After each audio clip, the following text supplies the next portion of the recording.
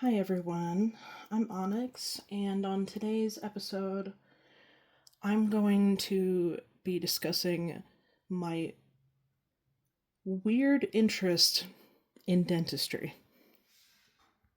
So, let's dive into the weird, interesting, and unusual. So, as a preface, the reason I call it a weird interest is because I went through a bout of 12 years of extensive medical trauma surrounding the teeth because I was born with a rare condition called amelogenesis imperfecta. Amelo, in reference to ameloblasts, which are tall, column-like polarized cells within a tooth that secrete enamel. Genesis, at the beginning of. Imperfecta, a group of related disorders that have to do with bone formation. The direct translation is imperfect bone formation. Now, as I was doing research for this topic, I was looking up the science behind it, and so I'm going to start with the science, and then I will go into my own story, my own experience with it. So, the statistics are every 1 in 14,000 people, or 0.007%, 71%, of the US population is affected by this. Even more rare is the type that I have. So instead of 6% of the world altogether, it's more like 3%. So there are 4 types: hypoplastic, hypomaturation, hypocalcified, and hypomaturation, hypoplasia, and toroidontism. I have type 4, the last one. Each type, so the type 1, they have normal tops of the teeth, normal crowns, and they have extra spacing between each teeth, like unnaturally so. They don't align correctly, and it results in a weaker bite, and the tooth is a yellow and brown color. Now, as far as everything tied in, each type, they all have a yellow and brown color. Type 2 is characterized by an almost normal set of teeth, but again, it's yellow and brown, with less enamel that leaves the teeth sore. The teeth themselves are creamy white, but the enamel is frail and can easily chip off the tooth, which, if you didn't know this, enamel is one of the hardest substances in the body. Stronger than a jawbone, a femur, anything like that. Type 3 is basically a fairly normal amount of enamel, but it can accumulate a buildup of stony material. So it's almost like it's enamel in little clumps all over the tooth. But again, the enamel can easily be scraped off. Type 4, which is the type that I have, is characterized by a, again, yellow-brown color, with some whiter teeth and enamel that can be, of course, easily scraped away. They're smaller than normal teeth, and they have pits and grooves which affect the placement. So again, just like type 1, they're spaced much larger than what's normal. So it gives you a weak bite. And because there's no enamel, which the definition of enamel is a hard, shiny white outer layer of a tooth that covers the crown or the part of the tooth that's visible above the gums. It's the hardest substance in the human body, even harder than bone, and is made up of almost entirely minerals that give it its strength. Enamel's main role is to protect teeth from damage and help keep them looking healthy and white during essential functions like chewing, biting, and grinding. It can also act as an insulating barrier that protects a tooth's vital tissue from physical, thermal, and chemical forces. So, that is to say, anyone affected with this has trouble eating anything. Um, it can affect your pain level. You easily get cavities in root canals, and you constantly have to go to the dentist to get things fixed, patched up, um, because there is no cure for this disease. There is one, but not without keeping your teeth that you were born with, your natural teeth. So when you go to a dentist, luckily I went to a specialist, they will do their best. Again, there are people who there are dentists who study strictly this and they still don't know how to fix it. The only way to help is to either pull teeth, do root canals, or do cavities, all while feeling everything, because the enamel and the way the bone is formed, as well as the blood flow to the tooth, isn't affected by the numbing injection, the numbing shot they give you before filling cavities or pulling teeth or root canals. And let me tell you, it is very, I don't know how to put this. As a kid, the way that I explain this to people is that it feels like 100 bees are stinging my tooth for an hour. It would be at least an hour. Sometimes it'll go over that, especially since in the beginning, when I went to the dentist, my entire mouth was just all infection. And this was when my teeth came in at 2 years old. So my parents were sent to a specialist. I will not name her, but I will put the link to her business in the about section, the description. Me and her were so close that I called her Auntie. She was my aunt. That's how close we were. I was in there constantly, especially for the first. When I was finally seen, it was about 2 and 2 months old. And because of all the infections and pain I was in, I was very colic. I was crying a lot. Because again, I'm a toddler, you know.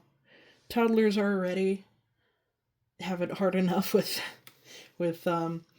teeth, you know, like teething, you know, even for like normal people without this disorder, you can get everything from, you know, colic, just being very tired and exhausted and screaming in pain, to fevers. People, they'll get fevers. And for me, when I was seen by my dentist, who would then be my dentist from 2.5 to 14 years old,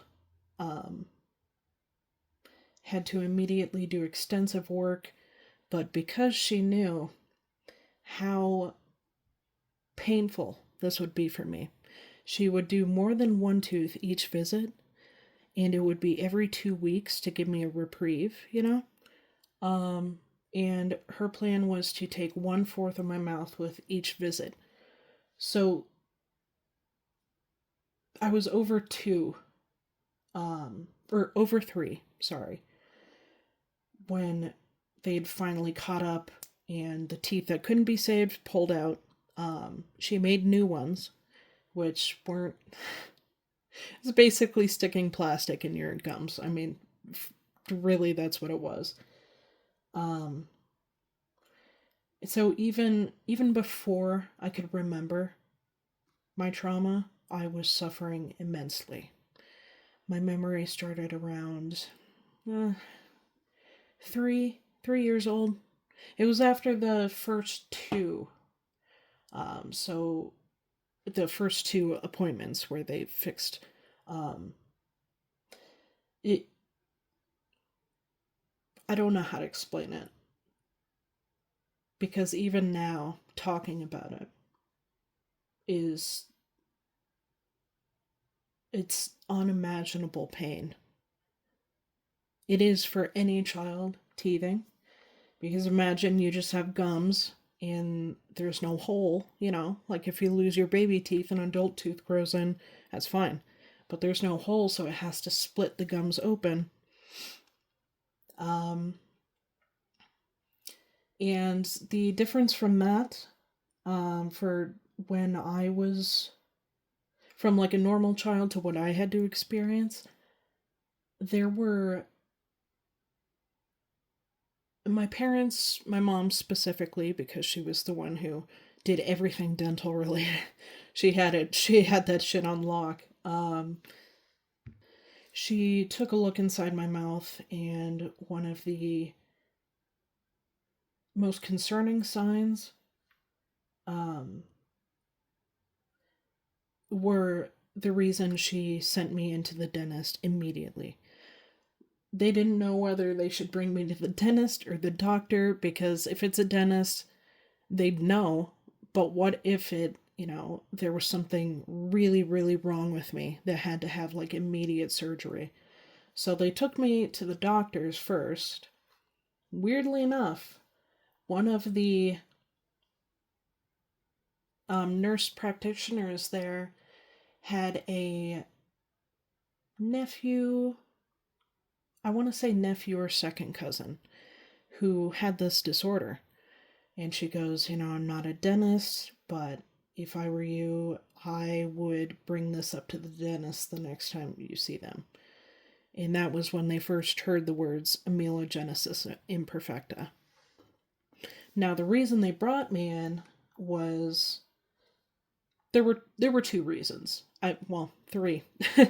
I was crying all the time. I was upset. I, had fevers. I was just not a happy chappy for a second. And then when I was teething, she looked inside my mouth and where the teeth were coming through, it looked like blood blisters. And it, like, this is going to be kind of gross. When the tooth broke through, it would be blood and pus just oozing from my mouth. Very painful.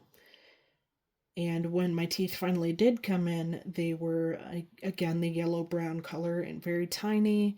Um, they didn't have pits and grooves at that point, but they quickly set in, like terrifyingly so.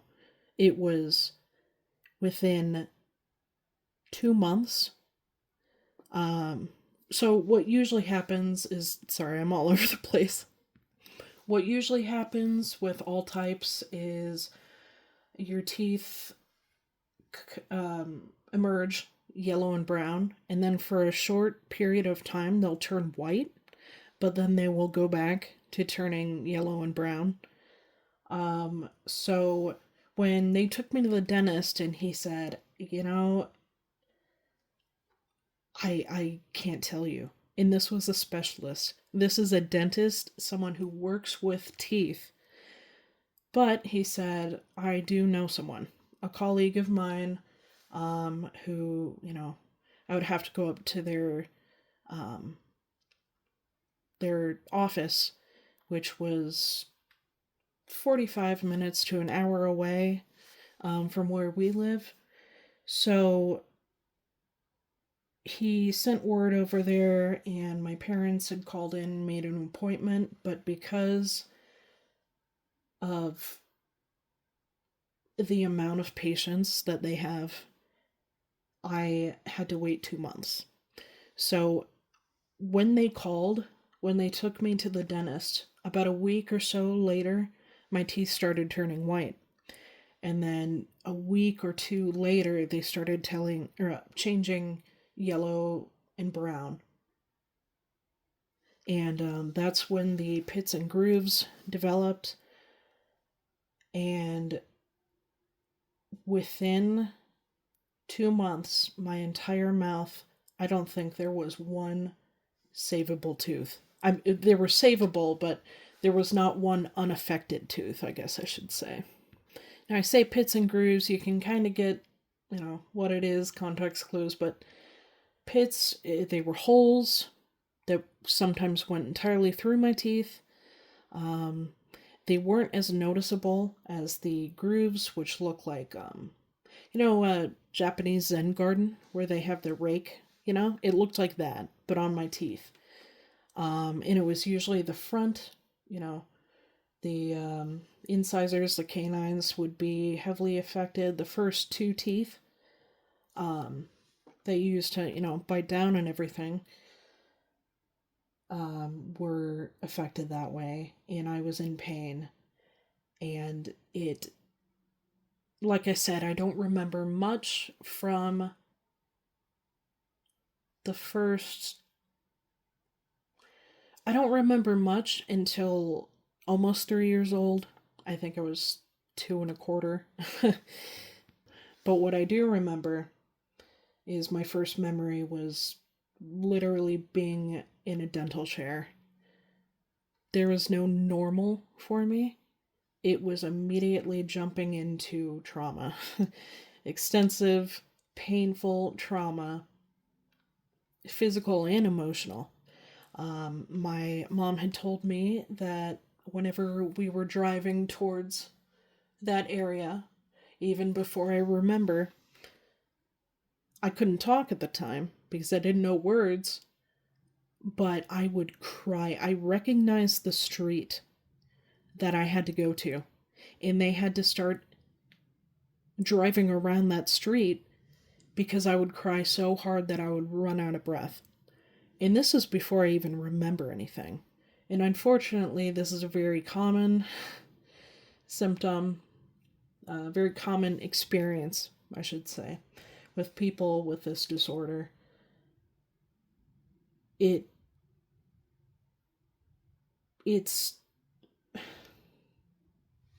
it's so bad, and I used to say this even as like a kid, 9, 10. I started thinking this way. It is so bad that I would go through all of that 10 times over if it meant one other child didn't have to go through it.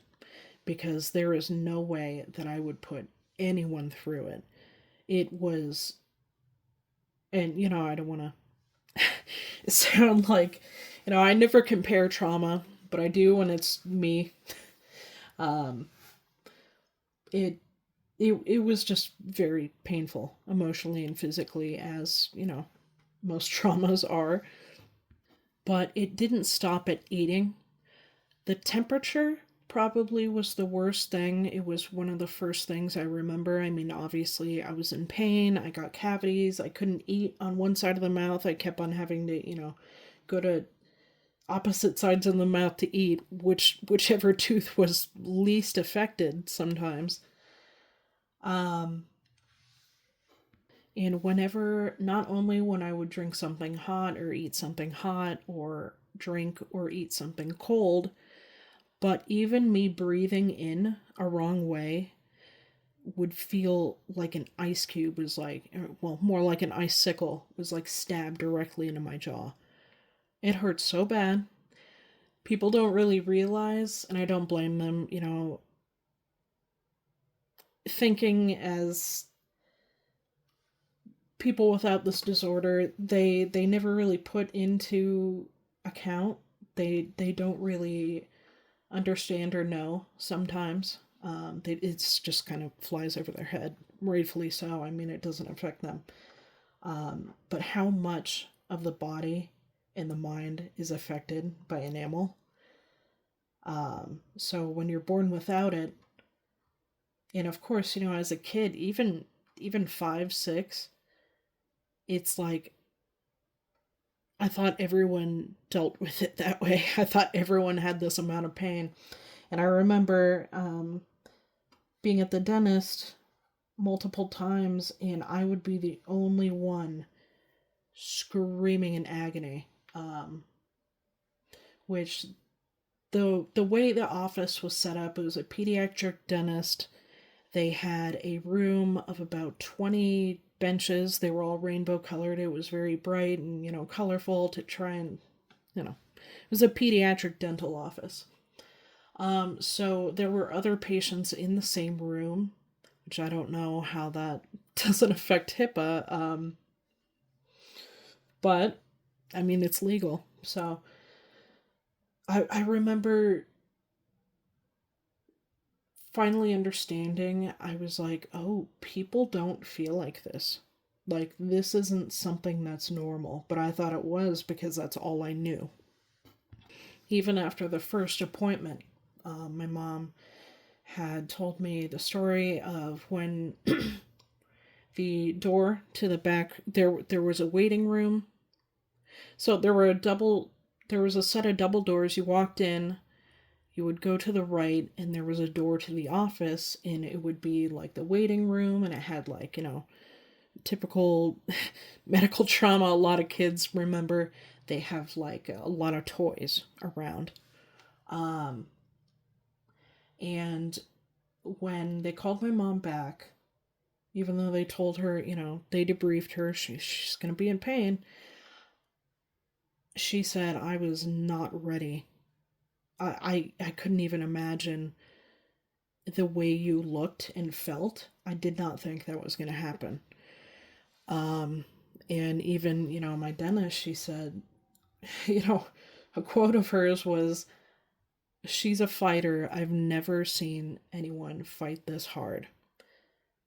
And I would fight so hard that they would, again, this is a fairly normal thing. It's usually used in a lot of, like for MRI scanning and stuff. When the kids are scared, they put them in this thing called a papoose board. And it's basically a straight jacket. You have you're like laying down, you have your arms down by your sides. And it's a wrap that goes around you and hooks. The one that they had at the dentist would hook underneath the bench, so I couldn't move.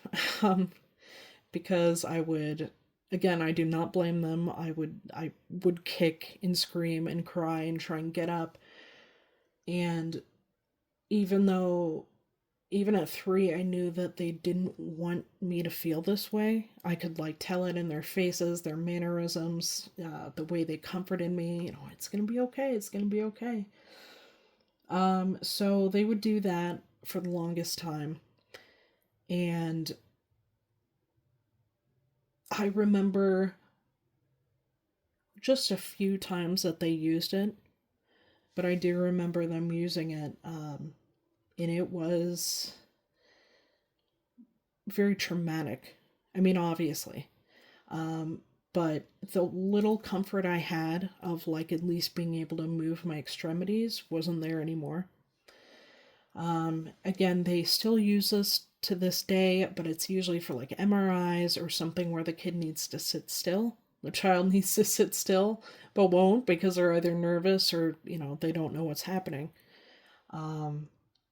Is rarely used in dentistry, at least in my experience. I can't speak for anyone else, but I was usually the only kid in the office who had to have this um, wrapped around me. And I'm trying to think, the senses were very much what it stuck in my memory, obviously, because usually, I think it's dementia. The last thing to go is like memory of music. The senses hold a lot of, they really grip onto your memory. And I remember the smell. The smell when I walked in would smell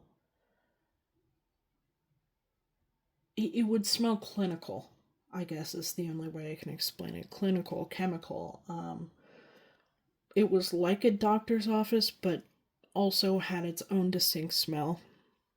Maybe that was because I was there constantly and I noticed that. But it had a slightly different smell and it always unnerved me. Um, when sight was affected, so as you know, I have autism and ADHD. So my senses are heightened in a way. They affect me more. So when I walk in and all I see is exploding lights and colors and everything in your face, they had TVs set up on the wall to, distract kids. It was already too much. It was like, whoa, overstimulated. The same with the sound. The sound was, by 3 years old, I knew the different drills that they used when they would do like fillings and stuff. There was a higher pitch one. That one hurt really bad. I mean, they both hurt really bad, but the sound, the the smell. Sometimes a part of a tooth would, be drilled and it would like land on my face.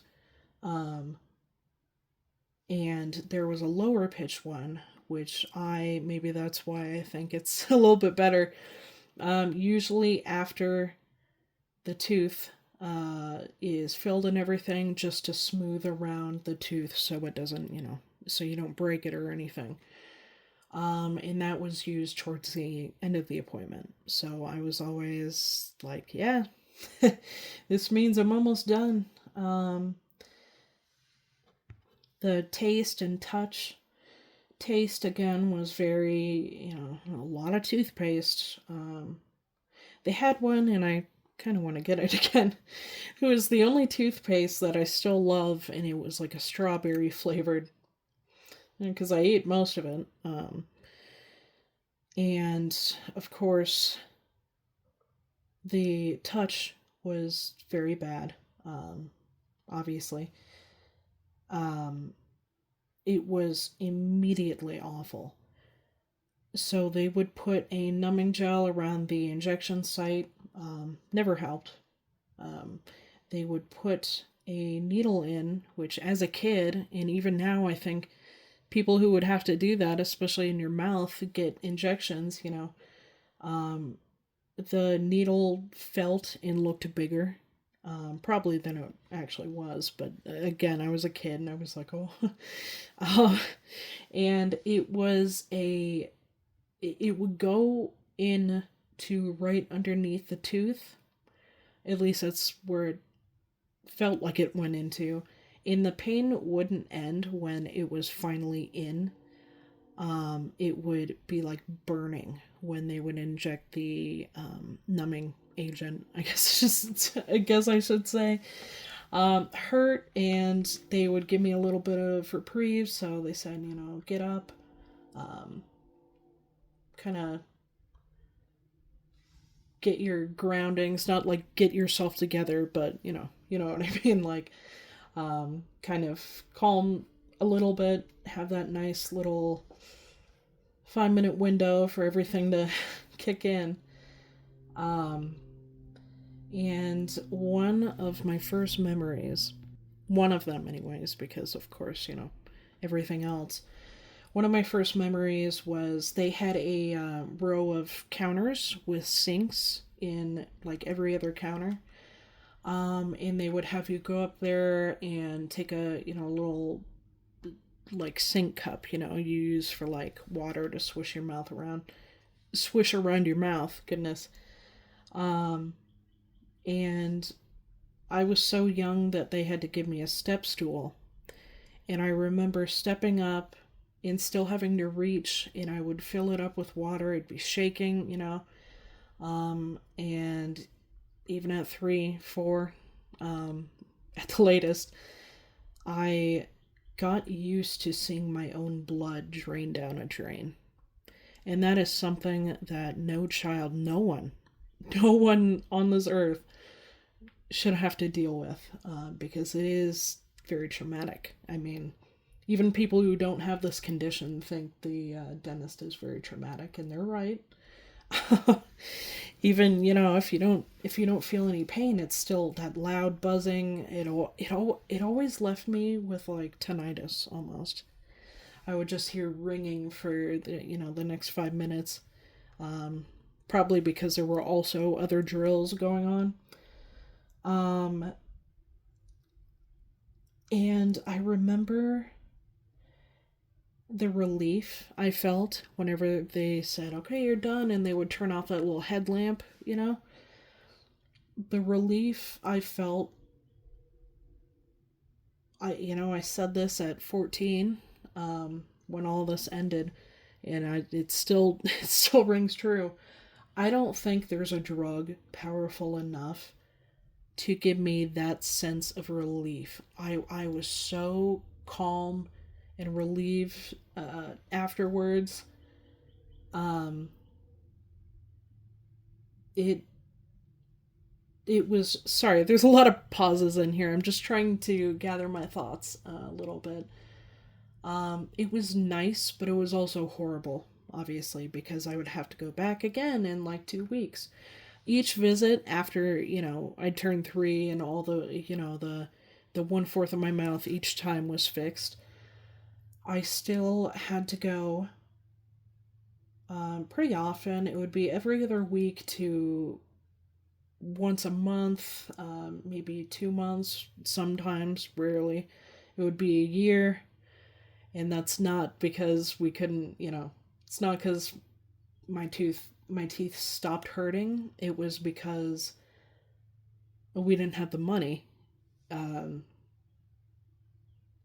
to take me to the dentist. So sometimes I would be sitting there, and because of all of this trauma, I would just not tell my mom when my teeth hurt.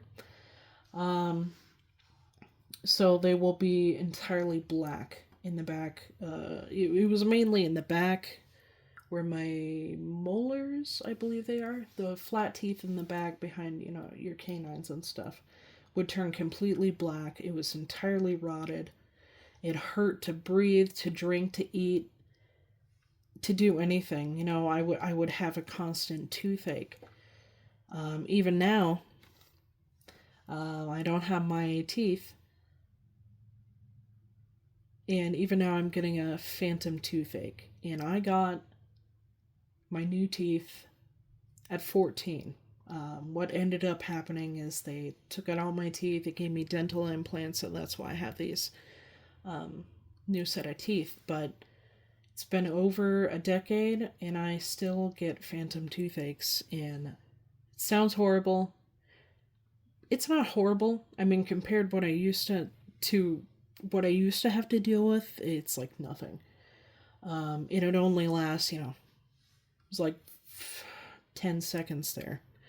And it's not a horrible, horrible pain like it used to be. Now, I will touch on the dental implants a bit later, but one of the most traumatic visits I've had was because I was one of the unlucky 3%. No one's lucky with this, but a lot of the time, half half, when they lost their baby teeth, the adult teeth would grow in. Not completely normal, but there would be more enamel. It would be a bit stronger. You could get numbed easier. Um, it wasn't that constant pain. But with me, I remember my auntie telling me, oh, she didn't want to get my hopes up. But from what she's seen, a lot of the time, the the teeth would just grow in normal. So she didn't want to, promise anything. But she would tell my mom, and then my mom would kind of hint at it for me. when my baby teeth fell out. And I remember the gut wrenching feeling when I lost my first couple baby teeth and I looked in the mirror and my teeth were just as bad as before. Um, Sometimes they wouldn't even grow in. One of my canines had to, when I had the surgery done, they had to go into the roof of my mouth and get it because it just didn't come through. I think it might have been compacted, you know, how you get your back molars taken out because sometimes it can, you know, push up against other teeth and be very painful. So they decided to do something that is still a practice to this day. I don't know if they use it too much in dental work, just because this is such a rare disorder. No one, you know, really thinks about it, which, you know, honestly, I wouldn't either if I wasn't born with this. But they did a thing called a nerve block, and it is actually a very common procedure, but for the reason that I had it is like pretty rare. Um, Whenever you get a root canal and they have to drill up to the root, um, it's a nerve block that they do. What they did is they didn't want me to scare any of the other kids there because I would cry, and of course I would set off every other kid because they're like, uh oh, that's what I'm gonna feel like. And I remember like comforting those kids. Like I was like, you know, even at 3, I was like, it's gonna be okay. Everything's gonna be okay. Um, so I'd be comforting them. Meanwhile, I'm like going through the worst, just the worst. Um, so they were fixing my teeth. 2 weeks, like 4, and then 2 weeks. I had two separate visits because I had gone, I think, a month or so because we can, you know, afford it. Which I don't blame the dentist because yeah, they'd be in the negative if they gave you know, me free treatments or anything like that, or like they did do heavily discounted. But obviously, you know, it's a job. They have to work. They want to, you know, money makes the world go round. But you know, I absolutely do not blame them. I never blame them. And that's one thing I'm proud of myself for doing is I never blamed anyone. I knew this was just something I was dealing with, and I was never angry. I was never like, "What the fuck? What is this?" Upset. You know, I was depressed, of course, but it was. I knew it was nothing anyone could prevent.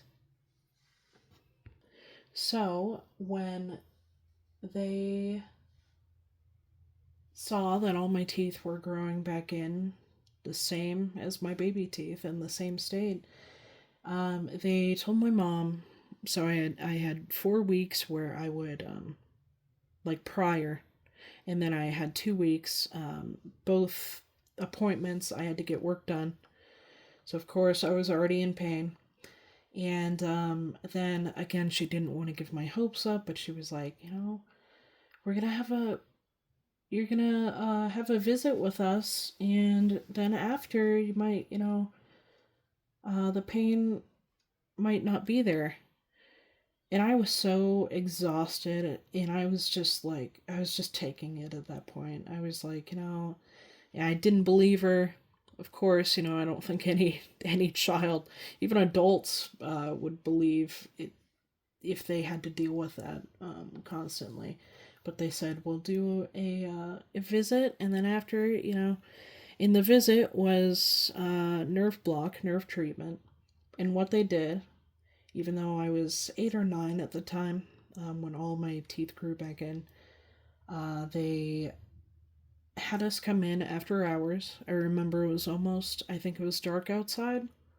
Um, it was either late fall or early winter, so it was like, you know, everything had closed down in there. We walked in um, to the office, the waiting room.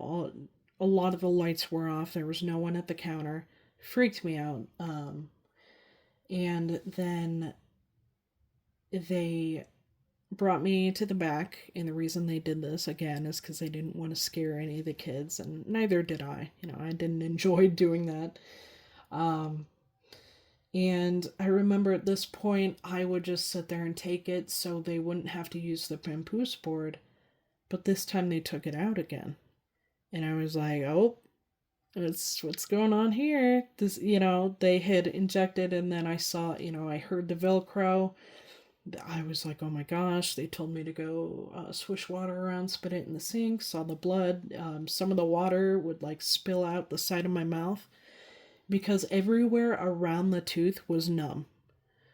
Like my tongue, half my tongue would be numb, my cheek, my gums, but not the tooth itself. And I think that's the most frustrating aspect of this because you're like, what, you think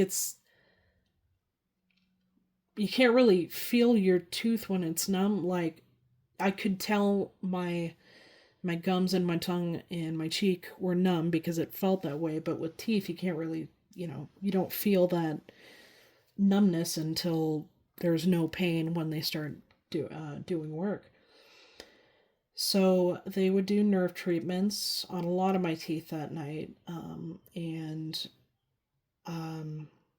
what nerve treatment entails is drilling down to the nerve ending in the tooth and cutting them out. And it is, again, very, very painful. I remember that was one of my first bouts of just unimaginable. I was feeling everything, but I was in such a heavy dissociative state that I just sat there and I took it. I was so drained of energy. And I thought, oh my gosh, if I can't fight anymore, it probably won't hurt, right?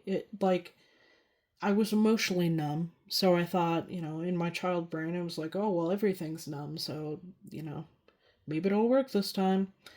It didn't. And I remember going home. Well, actually, not to the house we live in now, because my dad built it, but we were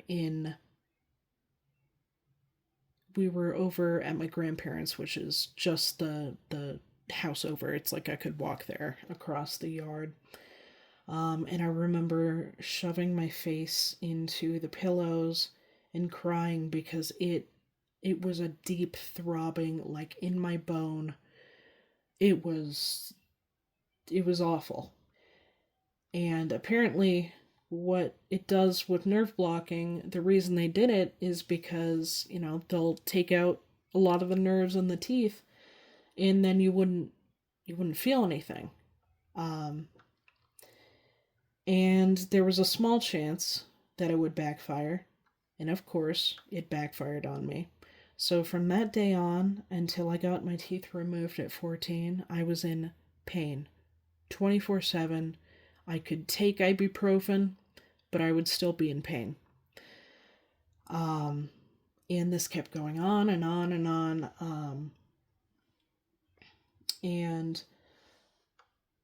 I got so good at lying.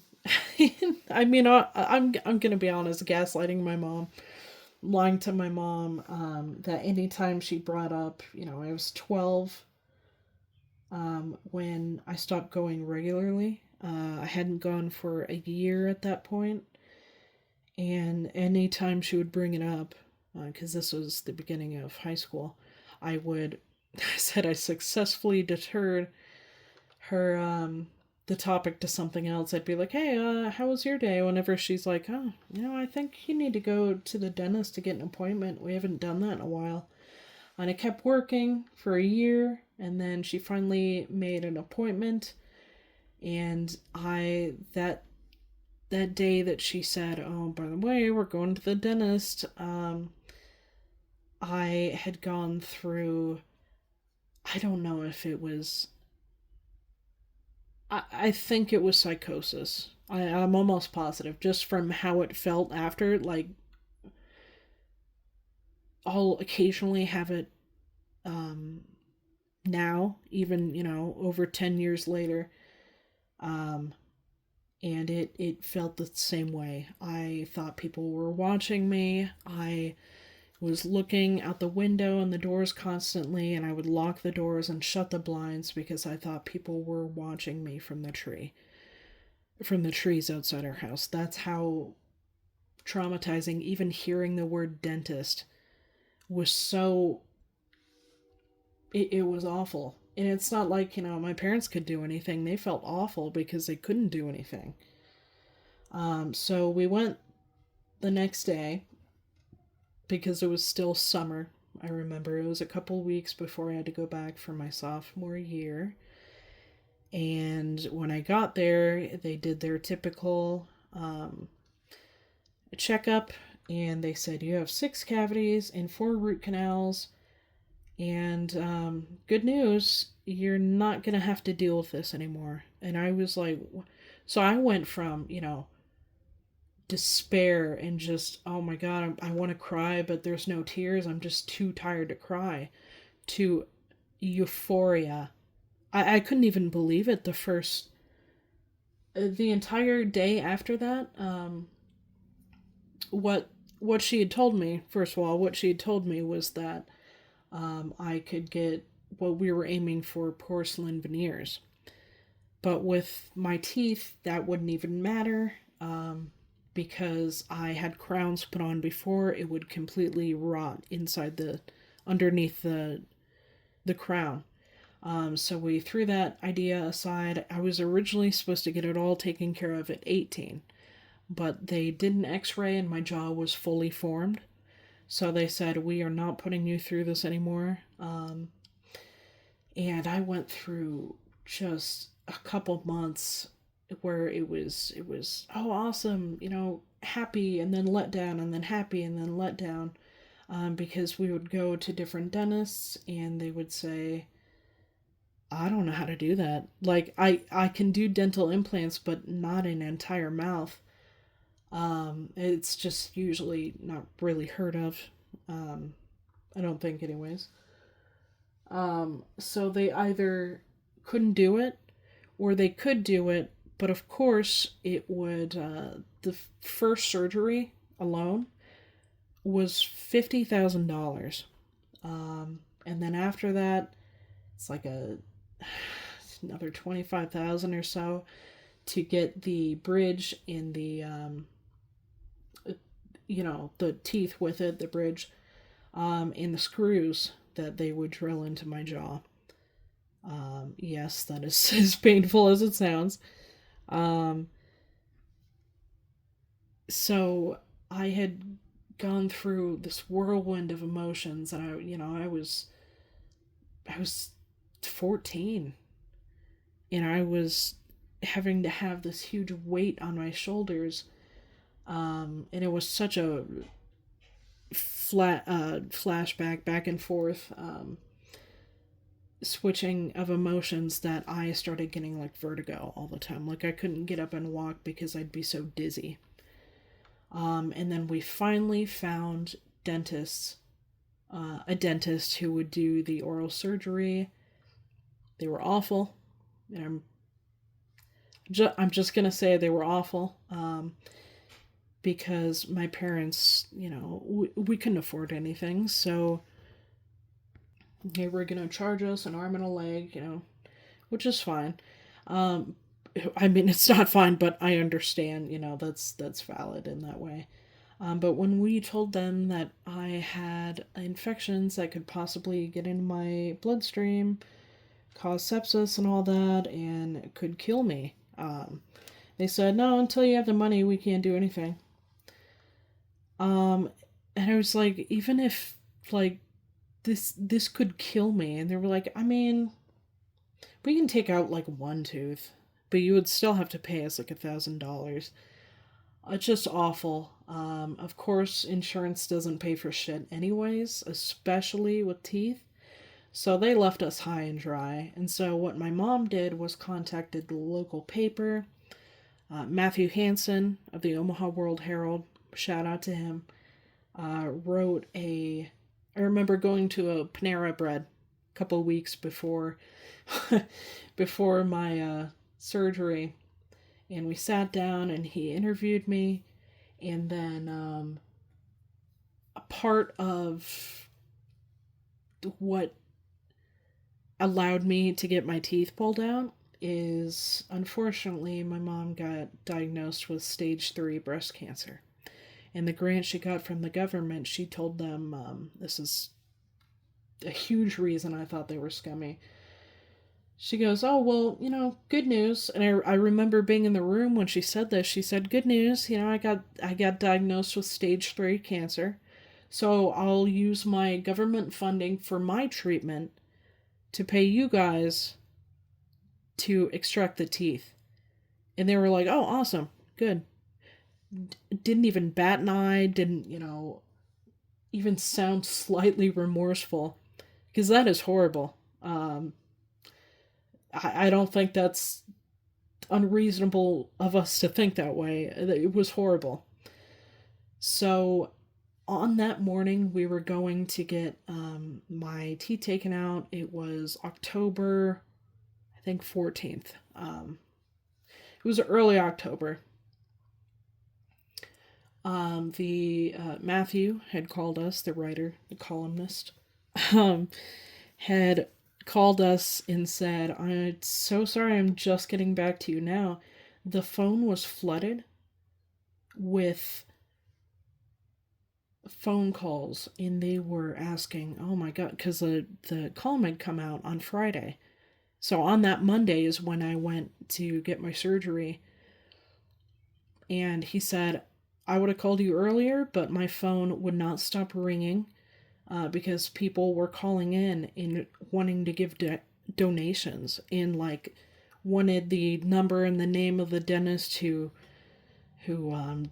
took care of me, who was my aunt, was my family for 12 whole years, They wanted to send her money. They wanted to help in any way they could. And then I got even better news. He said 2 dentists contacted me. They're colleagues of the dentist I had. And they said that they will do the rest of the surgery, making of the teeth, and everything else for free. And when I felt guilty. I felt so guilty. And those two dentists, one an oral surgeon and then a cosmetic dentist. I still go to the cosmetic dentist. Unfortunately, the oral surgeon retired, which I don't blame him. He was probably his early 60s when he did my teeth, so he's probably, a little bit 70 or a little bit above it. But they feel like family. And it was insane. It was insane. And I remember when they did the first surgery, when I got out of surgery and they put me in a wheelchair, because they had to roll me out. I had to, they would usually allow me to kind of sit and chill for a little bit. And they did, but they had to shorten it because after, having all your teeth pulled and your gums sewed up, everything's going to swell. So I had to pack up from there and then go over to the other cosmetic dentist we had at the time, so they could put dentures in. And I had those dentures for more than a year. Because I got everything done. Everything was finished at 16. And I remember waking up from that surgery and it was like I had no pain. I was like, is this what I was missing? Even with the sutures and everything, it had nothing to do on the pain I would feel daily. And I was so excited, and they said, "Oh, you're still on that um anesthesia. You're probably going to be tired. They also prescribed Tylenol with codeine, which, if you don't know, makes you extremely sleepy. Didn't sleep at all that day. I was so ecstatic. I was so happy. I had SpaghettiOs and meatballs for the first time without it hurting, because it was such a soft food. Um, and then speed up a little bit. My second surgery, I didn't know this until I was researching it for my book that I wrote on it. I will put the link for that. It's called Imperfect by Onyx Kolesic on Kindle. If you have Kindle Unlimited, you can get it for free. But if not, you can get it for $10. Um, and you can read it if you don't have a Kindle, but I think you have to read it from your laptop or desktop, which, sorry, little promo there. But yeah, I didn't know this. The second most painful surgery in the world, which makes sense because when I woke up from that surgery, I was shivering, I was shaking, and I was crying. And I remember my oral surgeon was like hugging me and like, it's okay, it's okay. My mom came in and she felt so bad even looking at me. She said it looked like you did when you had that first treatment at 2.5. And I remember feeling immense, excruciating pain, like I was screaming in pain. Um, and as soon as we got to the Walgreens to get my, heavy, my prescribed heavy dose of pain meds, um, as soon as we got in the car, I popped that bottle up.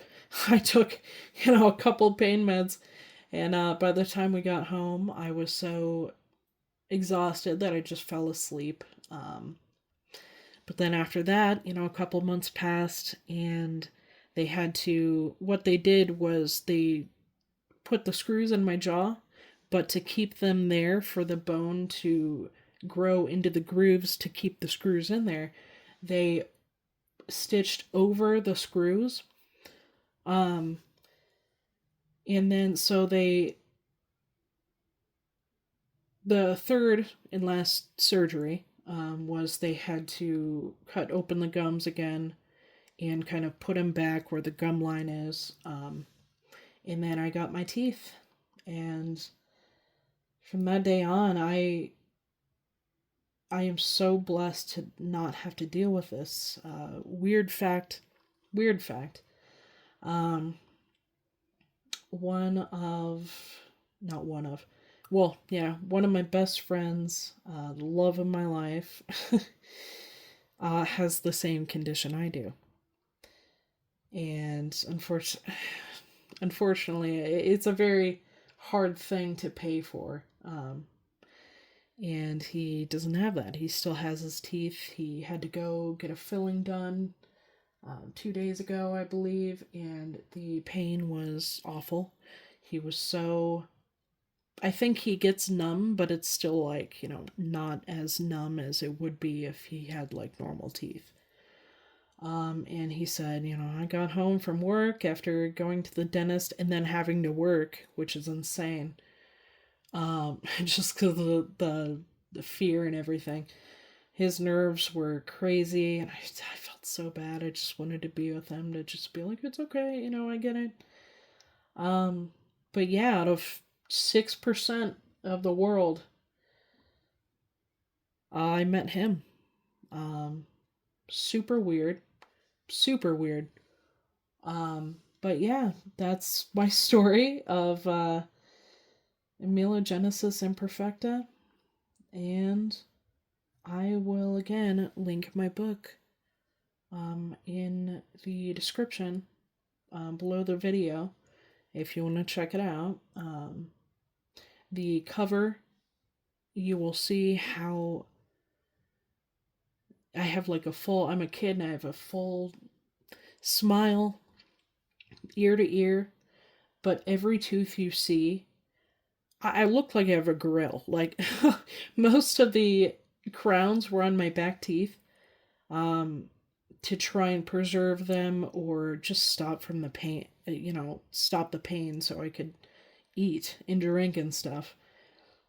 And you can see all of it. I'm surprised it didn't set off a metal detector. It was insane. But yeah, that's my story. And yeah, check out the book if you'd like. But thanks. Bye.